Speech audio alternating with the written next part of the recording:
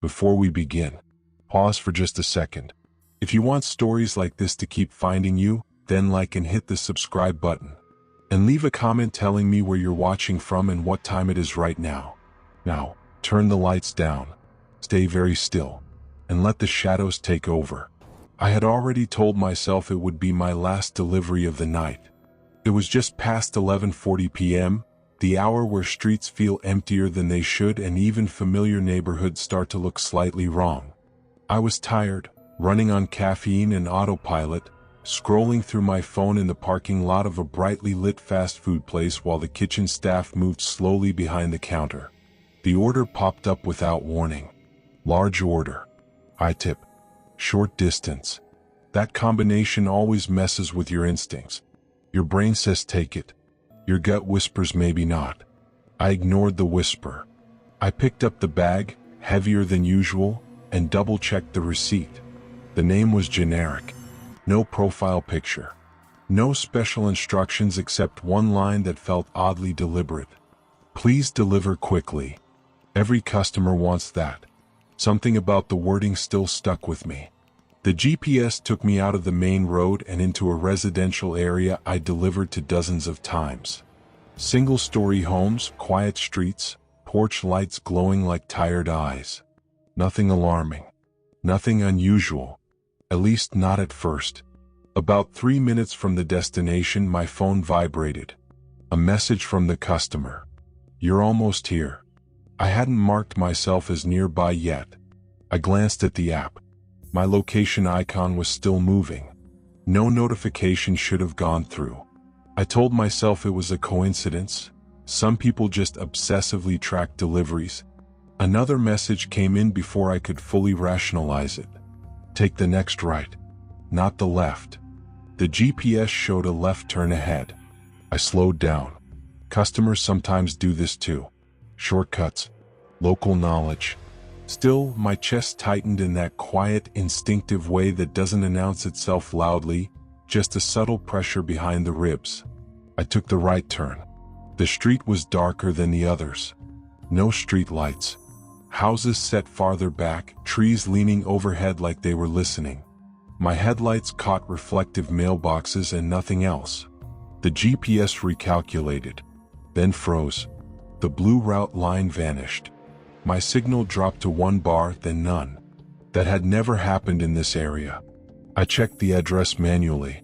The house number existed, but the street name now looked off. Like it had been slightly misspelled, one extra letter tucked into it that I hadn't noticed before. I was about to turn around when another message came through. You can park anywhere. I'll see you. I didn't like that phrasing either. I rolled forward slowly until my headlights landed on a house that didn't quite belong. It was older than the rest, paint peeling, porch sagging slightly under its own weight. No lights on inside. No cars in the driveway. But the app confirmed it. This was the place. I put the car in park and sat there for a moment longer than necessary, listening to the engine idle, listening to my own breathing. The silence outside felt heavy, like the world had muted itself. I grabbed the food bag and stepped out. The air was colder than it should have been for that time of year. Damp. The kind of cold that clings instead of bites. Gravel crunched under my shoes as I walked up the path. The porch boards creaked before I even stepped on them. I knocked. Nothing. I knocked again, louder. From somewhere inside the house, I heard movement. Slow. Careful. Not footsteps. More like something being shifted, dragged lightly across the floor. The door didn't open. My phone vibrated in my hand. Leave it at the door. Don't knock again. I exhaled, relieved in a way I didn't fully understand.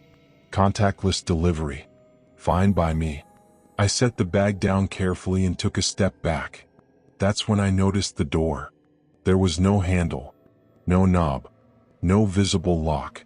Just a flat wooden surface, slightly warped with age, and a narrow gap at the bottom where darkness pressed outward like it had weight.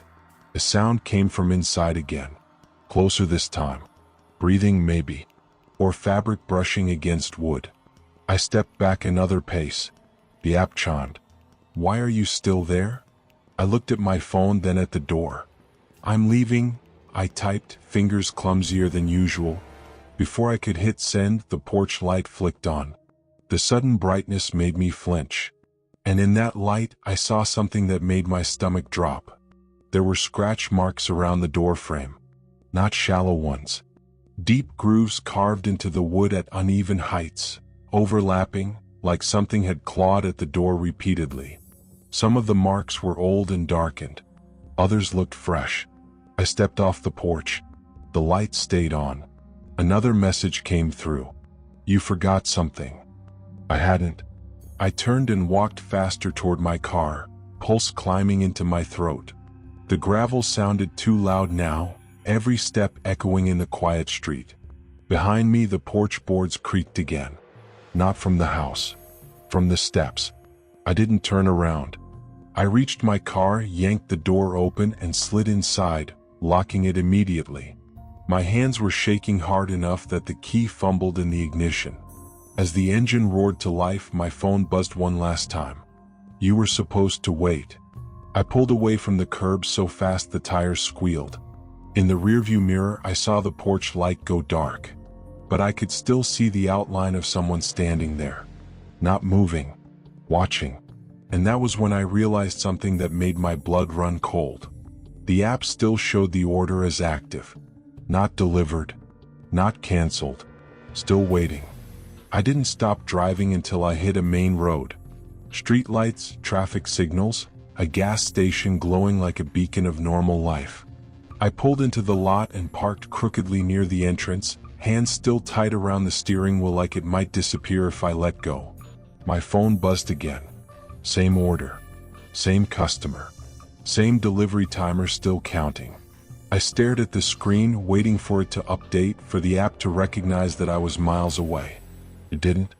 The GPS pin still pulsed over that dark street, as if I were standing on the porch instead of sitting under fluorescent lights with security cameras humming above me. Then a new message appeared. "You missed the window."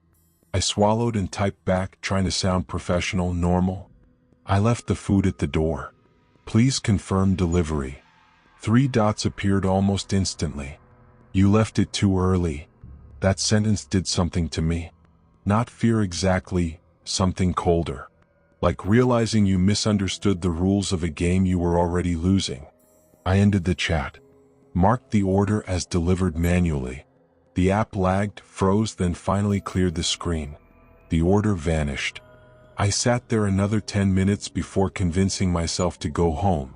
The rest of the drive passed without incident, but I kept checking my mirrors, half expecting to see headlights that stayed a little too close. When I finally parked outside my apartment, the relief felt fragile, temporary, like it could crack if I moved too quickly. I locked my door behind me and leaned against it, listening. Silence. I told myself it was over. That night, sleep came in pieces. Every time I drifted off, I dreamed of porch lights flicking on, of doors without handles, of my phone buzzing with messages I couldn't read before waking up again. At 3:17 a.m., my phone vibrated on the nightstand. A notification from the delivery app. New order available. I sat up too fast, heart pounding. It was rare to get orders that late. Almost unheard of. I opened the app without thinking. Same payout structure. Same generic name. Same note. Please deliver quickly. Different restaurant. Different pickup location. Same drop-off address. I stared at the screen, telling myself there was a logical explanation. Maybe someone else lived nearby. Maybe the address database was wrong. Maybe this was just coincidence stacked on coincidence. The timer ticked down. I declined the order. The app refreshed. Another order appeared immediately. Same address. Higher tip. I declined again. This time the screen didn't refresh. Instead, a message popped up in the chat window, even though I hadn't accepted anything. You were faster before. I closed the app. My phone vibrated again. Text message. Unknown number. You know the way now. I didn't sleep after that. The next day, exhaustion hung on me like a heavy coat. I canceled my shifts, told myself I needed a break, told myself I was overreacting. But the unease didn't fade. It settled, made a home somewhere behind my eyes. Around noon, curiosity, or something worse, got the better of me. I opened the app again. No orders, no messages, no sign of the previous night's chaos. I checked my delivery history. The order from that house wasn't there. Not completed, not canceled, just gone, like it had never existed. I almost laughed. The sound came out wrong. That afternoon, I drove past the neighborhood. I told myself it was for closure. Just a quick look in daylight to prove there was nothing special about it. The street looked ordinary under the sun. Kids' bikes leaned against driveways. Lawns were freshly cut. The air smelled like warm asphalt and sprinklers. But when I turned onto the darker side street, the one without street lights, my stomach dropped. The house was still there, but it looked worse in daylight. The paint wasn't just peeling. It was blistered, warped, like it had been exposed to heat repeatedly. The windows were covered from the inside, not with curtains but with thick, uneven material stapled directly into the frames, blackened around the edges. And the porch light? It was on. In the middle of the day. No one else's was. I didn't stop the car. I didn't slow down. I kept driving, eyes locked forward, but I felt something follow me all the same. Not physically, but in that way you feel a stare long after you've turned your back. That evening, I got an email from the delivery company. Generic subject line. Automated tone. Regarding a recent customer experience. My chest tightened as I opened it. They thanked me for my continued service. Mentioned a complaint had been filed. Stated that the customer reported incomplete engagement with delivery expectations. No refund requested. No accusation. Just a note reminding me to remain available until delivery confirmation is acknowledged. I closed the email and stared at the wall. That's when my phone rang. Unknown number again. I didn't answer. A voicemail appeared seconds later. I didn't listen to it. The phone rang again. This time I answered. I wish I hadn't. There was no greeting. No voice. Just breathing. Slow, deliberate, like someone trying to calm themselves down. Then a sound beneath it. Paper rustling. Plastic crinkling. A faint tapping noise, rhythmic and patient. I hung up. Immediately a text came through. Next time, don't rush. My hands shook so badly I almost dropped the phone. That night, I unplugged my Wi-Fi, powered my phone down, sat in the dark listening to the building creak around me, wondering how much of what I was experiencing required a signal, and how much didn't. Sometime after midnight, there was a knock at my door. Soft. Then again. Harder. I didn't move. The knock came a third time, slow and deliberate. I held my breath, every sense screaming. From the hallway outside, I heard footsteps retreat. Come. Unhurried. A piece of paper slid under my door. I waited a long time before picking it up. It was a delivery receipt. My name printed at the top. The address listed was mine. Under special instructions in familiar wording. Please deliver quickly. And at the bottom, where a signature should have been, someone had written a single word in shaky ink. Waiting. I didn't call the police. That's the part people always question when I tell them pieces of this later. They ask why I didn't dial 911 the second someone slid that paper under my door.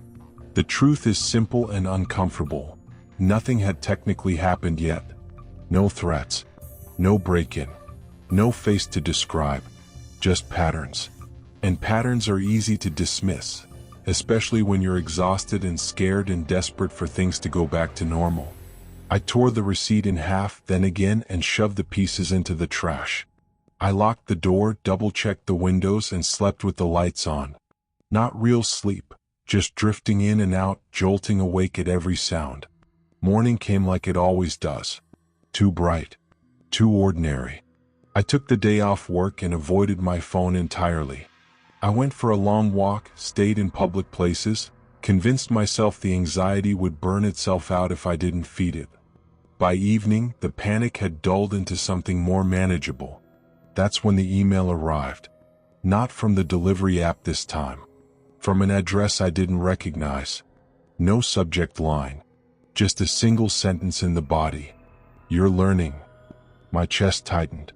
I deleted it immediately, then emptied my trash folder like that would erase the feeling it left behind.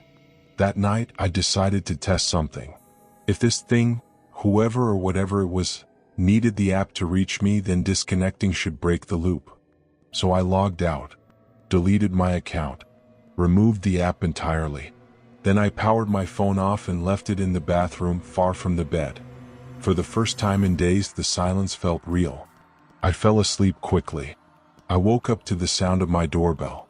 Not knocking, not pounding, just the polite electronic chime. What? Then again. I froze in bed, heart racing. My phone was still off. The apartment was dark. The clock read 2:48 a.m. The bell rang a third time. Slow. Patient. I crept to the bedroom door and pressed my ear against it. Nothing. No movement. No footsteps. Just that awful certainty that someone was standing on the other side of my front door, waiting. The doorbell rang again. I didn't answer. Minutes passed. Maybe longer. Eventually, I heard the elevator ding at the end of the hall. Footsteps moved away. Only then did I breathe. I didn't open the door until morning. Outside, taped neatly to the frame, was a paper bag from a restaurant I'd never ordered from. Inside it, an empty container, still warm. And a receipt. My name. My address. The delivery time stamped 3 minutes after the doorbell rang. I spent the next hour shaking on my couch, replaying every sound, every decision. This wasn't harassment anymore. This was access. Someone had my address, my habits, my work schedule. They knew when I slept. And they were escalating. I called the delivery company's support line as soon as it opened. I explained everything. The repeated orders. The messages. The visit to my apartment. The receipt. The agent was polite. Calm. Too calm. She put me on hold. When she came back, her tone had changed. She said there was no record of any recent deliveries to my address. I told her about the receipt in my hand. She asked me to read the order number. I did. There was a pause. Then she said, "That order doesn't exist in our system." I asked her how that was possible. She hesitated before answering. "Sometimes," she said carefully, "our system generates test orders for internal auditing." I laughed. Came out sharp and ugly. I asked her why a test order would include my name, my address, and a handwritten note. She didn't have an answer. Before hanging up, she added one more thing. "Sir, I do see one anomaly on your account." My stomach dropped. "There's a driver profile linked to your address," she said. "It's been active for several months." I told her that was impossible. She agreed. Then she said, "The driver's name field is blank, but the account has a delivery history." I asked where those deliveries went. She paused. "To you." The call ended shortly after that. I sat in silence, trying to understand what she'd said. Someone, something, was using the system like a mirror. Driver and customer. Sender and receiver. A closed loop. And I was at the center of it. That night, I didn't stay home. I packed a bag and went to my brother's place across town. I didn't tell him everything, just enough to justify crashing on his couch. I left my phone behind, powered off, and wrapped in a towel like it was something that could leak. For the first few hours, I felt safe. Then my brother's tablet buzzed. A notification from a food delivery app. New order available. The address? My apartment. The special instructions read, "He's not home." My brother laughed, thinking it was a glitch. I didn't laugh. I grabbed the tablet and declined the order. It reappeared instantly. Higher tip. I declined again. This time a message popped up. "Tell him to come back." I dropped the tablet like it burned. That's when I understood. This wasn't about convenience. This wasn't about money. This was about participation. As long as I kept refusing, it would keep finding new ways to reach me. New devices, new accounts, new doors. It didn't want to hurt me. Not yet. It wanted me engaged, active, playing my part. That night, I made a decision I still question. I reinstalled the app on a burner phone I bought from a gas station. Created a new account under a fake name. I didn't accept any orders. I just watched. At 1:12 a.m. an order appeared. Restaurant, closed. Pickup instructions, not applicable. Drop-off address, the same house on the dark street. Special instructions, come alone. I stared at the screen, heart hammering. A second message followed. This time you knock. I don't know why I went. That's the question I've replayed more than any other. Why, after everything, did I still get in my car and follow the map like a trained animal? The honest answer is worse than fear. It was pressure.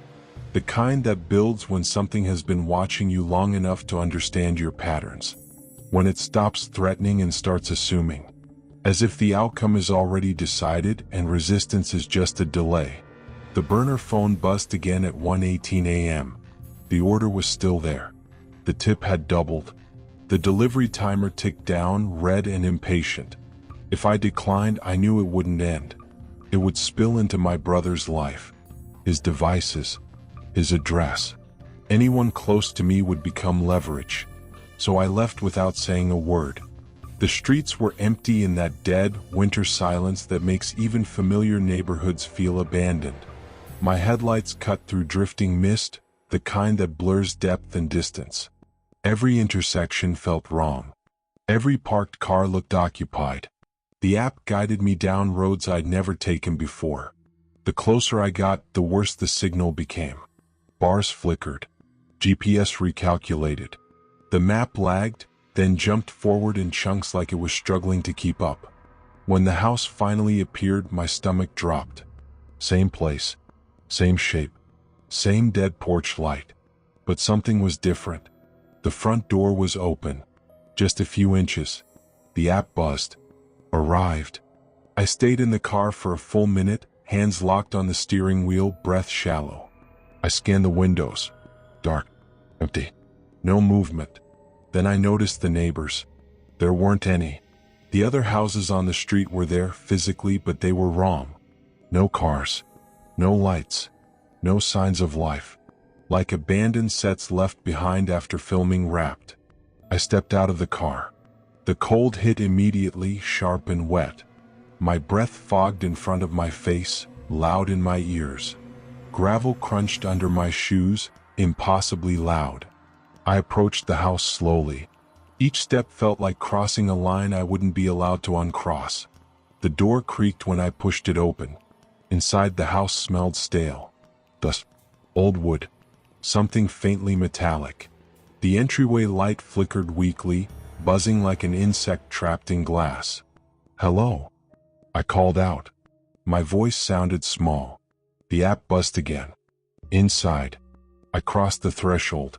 The door closed behind me. Not slammed. Just closed. The sound echoed deeper than it should have. The interior was mostly empty. No furniture. No decorations. Just bare walls and scuffed floors. Footprints tracked dust across the hallway, leading deeper into the house. Fresh footprints. Mine weren't the first. I followed them, heart racing, senses stretched thin. Every sound made me flinch. The hum of electricity, the distant drip of water, the soft creak of the house settling. The hallway opened into a kitchen. A single light hung over the counter. On it sat a phone. My phone. The one I'd left at my apartment. Powered on. The screen lit up as I stepped closer. A message appeared. You made it. I grabbed the phone, fingers numb. How did you get this? I whispered. The phone vibrated in my hand. You never really leave. Something shifted behind me. I spun around. The hallway was darker now. Longer. The walls seemed farther apart, the shadows deeper. I backed toward the counter, pulse pounding. Another vibration. You should see what you've been part of. The kitchen door creaked open on its own. Beyond it was a staircase leading down. Basement. The air coming from below was colder. Damp. It smelled like mold and something else I didn't want to identify. I didn't want to go down. But my feet moved anyway.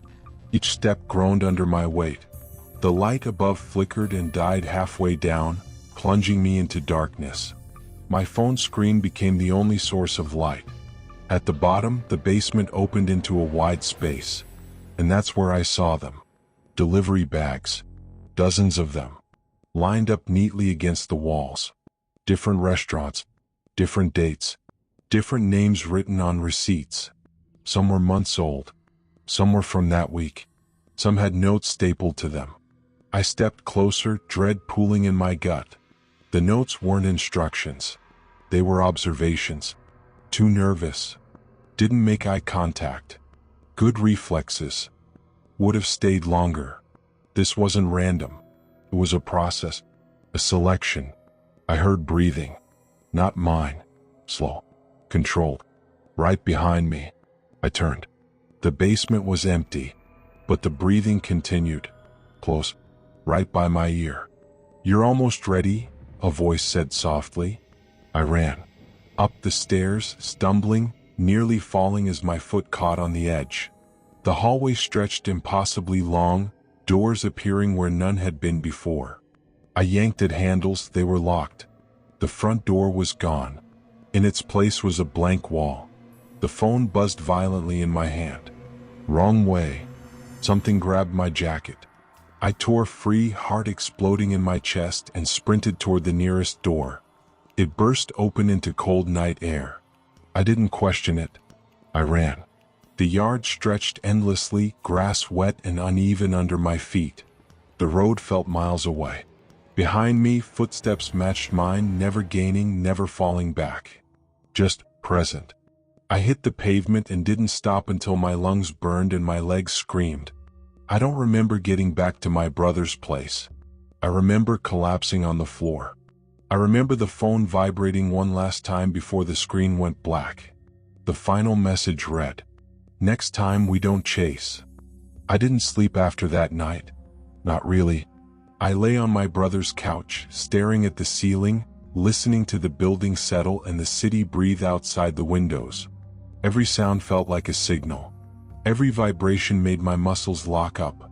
My brother tried to talk to me in the morning. Asked what happened. Asked why I'd shown up pale and shaking in the middle of the night. I told him I'd been followed. That was as close to the truth as I could manage without sounding insane. I stayed with him for a week. No apps. No deliveries. No phones left unattended. Life shrank down to basics: work, food, sleep, repeat. I avoided windows. I avoided being alone. And slowly, nothing happened. No messages. No orders. No glitches. The silence felt staged, like the pause before something steps back into frame. I started to wonder if fear had filled in the gaps. If exhaustion had turned coincidence into conspiracy. The human brain is excellent at scaring itself when given the right ingredients. By the second week, I almost believed that. Then the news broke. A local story. Barely a minute long. A delivery driver missing. Last seen working a late shift. Car found abandoned near a residential area on the outskirts of the city. No suspects. No leads. The house shown in the footage made my stomach twist. Same street. Same shape. Same dead porch light. I shut the TV off and sat in silence, heart pounding. That night, I dreamed of the basement again. The bags had multiplied. Names I recognized now. People I'd chatted with in driver forums. Usernames. Profile pictures. Familiar jokes. In the dream, one bag was labeled with my name. I woke up soaked in sweat, gasping for air. That's when I noticed the phone on the coffee table. Not mine. Older. Scuffed. Screen dark. My brother swore it wasn't his. I didn't touch it at first. I just stared at it, every instinct screaming not to engage. But curiosity has teeth and fear makes them sharper. When I finally picked it up, the screen lit up automatically. No lock screen, just a delivery app. Logged in.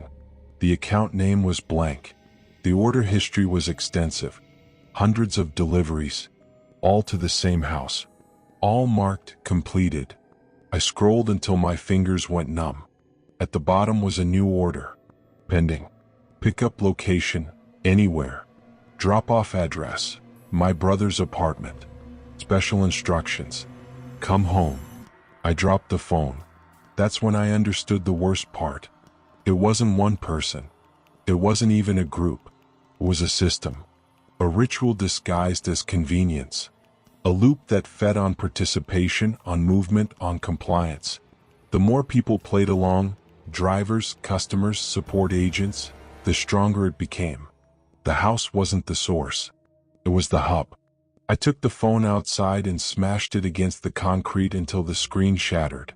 I pulled the battery and threw the pieces into separate dumpsters blocks apart. For the first time, I felt something like control. I quit delivery work that day. Changed jobs. Changed numbers. Moved cities. I stopped using services that brought strangers to my door. I learned to live without shortcuts. Years have passed. Most nights are quiet. But sometimes, when winter settles in and the streets go still, I see cars idling too long outside my building. I notice delivery bags left unattended in hallways. I catch app notifications on other people's phones that linger a second too long. Once, in a grocery store, I saw a familiar receipt font on a stranger's screen. My name wasn't on it, but the instructions were. Don't decline. I don't think it's hunting me anymore. I think it's moved on. But every now and then when I hear a doorbell late at night, I wonder who answered and what they were asked to deliver.